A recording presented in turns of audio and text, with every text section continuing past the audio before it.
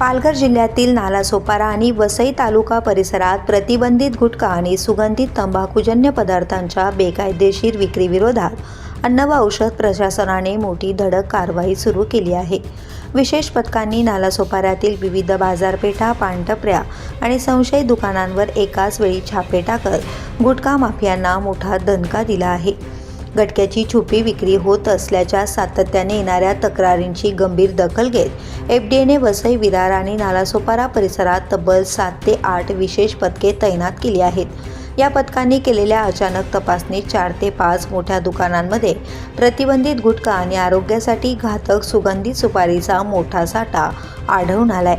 अन्न सुरक्षा अधिकाऱ्यांनी तात्काळ कारवाई करत हा संपूर्ण साठा जप्त केला असून नियमांचे उल्लंघन करणारी 4 ते 5 दुकाने जागेवरच सील करण्यात आली आहेत। जप्त केलेल्या मालाची किंमत लाखो रुपयांच्या घरात असण्याची शक्यता व्यक्त केली जाते।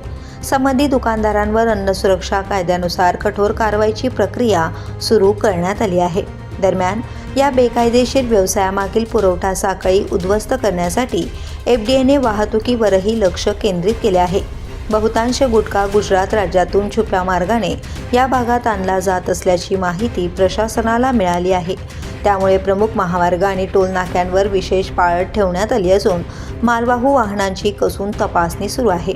या धडक मोहिमेमुळे नालासोपारा आणि वसई परिसरातील बेकायदेशीर गुटखा विक्रेत्यांमध्ये मोठी खळबळ उडाली आहे। अनेकांनी आपली दुकाने बंद ठेवण्याचा मार्ग स्वीकारला असून प्रशासनाच्या पुढील कारवाईकडे सर्वांचे लक्ष लागले आहे।